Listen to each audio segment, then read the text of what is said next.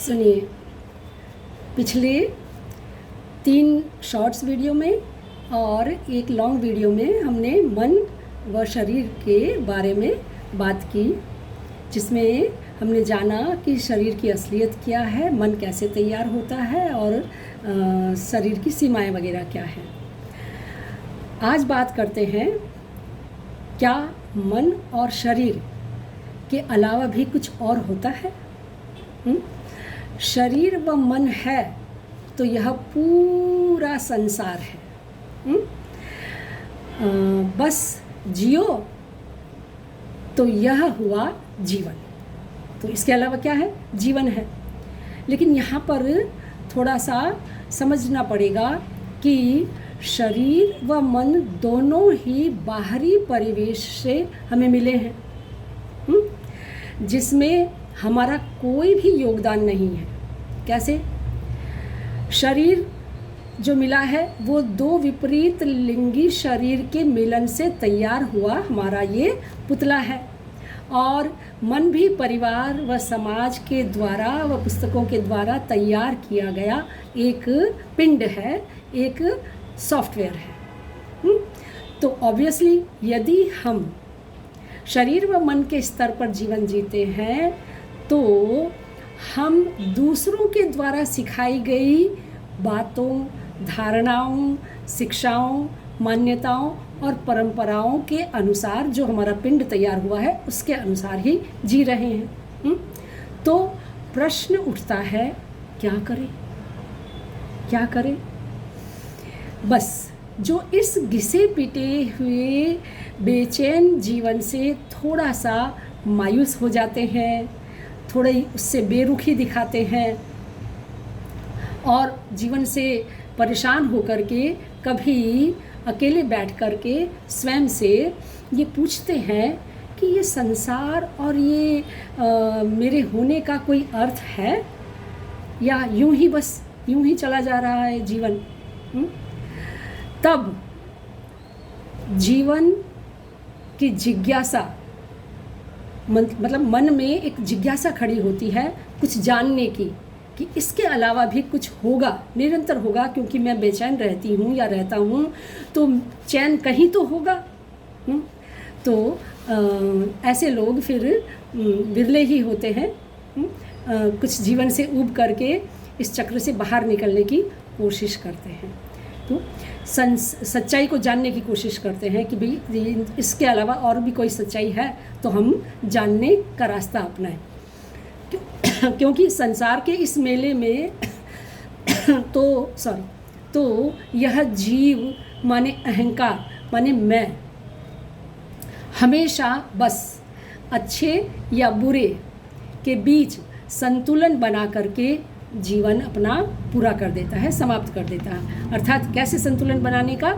राम राम का जप भी कर लेता है और नफ़ाखोरी, स्वार्थ, लालच जैसी वृत्तियों के साथ भी जी लेता है। ये दोहरापन है, और यह जीवन उसे कभी भी चैन या मुक्त नहीं होने देता। बेचैनी हमेशा बनी ही रहती है। अभी खुशी है तो कोई समाचार मिला, तुरंत दुख के सागर में गोते लगाने लगे। कोई जीवन के टॉप पर भी पहुंच जाता है और तुरंत नीचे धड़ाम से गिर भी जाता है। तो मृत्यु भी कहाँ चैन लेने देती है। देखिए ना, अभी जैसे वो सिंगर के अपने जीवन के टॉप पर पहुँचे हुए स्टेज पर गीत गा रहे थे और मृत्यु का हमला हुआ, नीचे शरीर गिर गया। तो कहने का अर्थ है जीवन कुछ ऐसा है। अब तो फिर करें क्या? कुछ तो रास्ता होगा।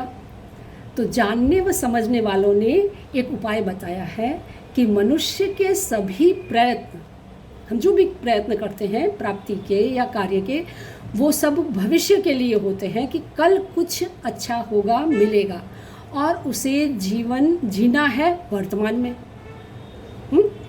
तो बस सबसे बड़ी तकलीफ़ ही यहीं पर है कि वो वर्तमान में जी नहीं पाता, भविष्य की आशाएं उसे हमेशा बेचैन रखती है। यदि हम अपनी वर्तमान में जीने की क्षमता को उजागर रखें, हृदय में आनंद का रस बनाए रखें, हृदय यूज किया है मैंने, दिल नहीं, दिल एक ऑर्गन है, हार्ट, हृदय तो एक अलग ही चेतना की अवस्था है। तो अभी तत्काल यह घटना घटित हो रही है, उसी स्थिति के साथ हम संघर्षरत रहते हुए भी हृदय के इस आनंदित बिंदु को बरकरार रख सकते हैं। यदि मन में क्योंकि जीवन तो दुखों से ही भरा है, ये तो सभी कहते हैं, हमने भी महसूस किया। हाँ, तो हृदय में भी यदि दुख ही रखें तो जिएंगे कैसे, जीना मुश्किल हो जाएगा। तो एक पॉइंट तो ऐसा चाहिए ना कि जहाँ हमारे हम आनंदित रह सके। और आनंदित रहने का रास्ता है कि वर्तमान में चाहे हम संघर्ष में, क्योंकि शरीर है, मन है, तो दुख तो रहेंगे ही, आते जाते रहेंगे, लेकिन एक पॉइंट मेरे पास ऐसा रहेगा जो मुझे कभी भी दुखी नहीं होने देगा, क्योंकि शरीर व मन के स्तर पर आराम तो हराम है। यदि हमने वहाँ शरीर और मन को आराम दे दिया और कंफर्ट जोन में जिए तो फिर हम किसी भी काम के नहीं रहते हैं। ये जिंदगी का नियम है। तो निरंतर युद्ध हमें करते ही रहना पड़ेगा, और युद्ध की ऐसी स्थिति में यदि जीना है तो बस अपनी जानने व समझने की क्षमता को बनाए रखते हुए, वर्तमान में उपस्थित रहते हुए जीने की कला को सीखना होगा, और हृदय में आनंद को बनाए रखते हुए यदि हम जिएंगे तो जो भी परिस्थिति आएगी, चाहे वो दुख की हो, चाहे वो सुख की हो, द्वैत कुछ भी हो, गुजर जाने की क्षमता हमें ये आनंद, ये हृदय दे देगा। हम उसे पार कर जाएंगे विचलित हुए बिना। तो ये गुजर जाने की मतलब परिस्थितियों से पार हो जाने की जो क्षमताएं हैं, वह हमें हमारी हृदय में विराजमान सत्य चित आनंद की अवस्था ही बाहर निकालती है, जीने के लिए उत्साहित करती है, हमें स्वस्थ रखती है। प्रश्न ये उठता है कि सच्चित आनंद की अवस्था होती क्या है? सच्चित आनंद अर्थात जीवन की सच्चाई को जान लेने के बाद आनंदित चित्त की अवस्था। अब यहाँ भी एक प्रश्न कि जीवन की सच्चाई क्या है? तो मैंने अभी बताया, फिर से बताती हूँ, यह है जीवन की सच्चाई कि मन व शरीर की सच्चाई को, असलियत को, उसकी सीमाओं को जान लेना और समझ लेना ही सच्चाई है। कि ये मन और शरीर कुछ नहीं दे सकते, ये हमेशा मुझे बेचैन ही रखेंगे, ये पूरा संसार मुझे कुछ नहीं दे सकता। ताकत यदि है, क्षमता यदि है सुख आनंद में रहने की, एक ही परिस्थिति में जीने की, तो वह क्षमता मेरे पास है, और वह क्षमता है जानने की, समझने की, ये जिज्ञासा करने की। ठीक है, तो ये हुई सच्चाई की बात। तो वर्तमान में जीना कमज़ोर हृदय वालों का साहब काम नहीं है, इसके लिए तो समझदार योद्धा चाहिए, और योद्धा की निशानी होती है बस जूझना बिना परिणाम की परवाह किए, स्पॉन्टेनियस जीना, वर्तमान में जीना। तो जीवन क्या हुआ? अपनी समझ व जानने की क्षमता को पहचान कर उसके साथ जीना ही जीवन है। बाकी सब कुछ तो बाहरी संयोग है, और उनके साथ जीना जीवन चक्र है। याद रखिएगा, बाकी सब जीवन चक्र है। तो यह हुई बात जीवन की। अच्छा लगा हो तो मैं रिक्वेस्ट करूँगी कि आपको ये वीडियो अच्छे लगते हो, सुनने की जिज्ञासा होती हो, तो कमेंट्स करके मुझे ज़रूर बताएं, ताकि मैं आने वाली वीडियो में अपना कुछ सुधार कर सकूं, कुछ इसे बेहतर बना सकूं।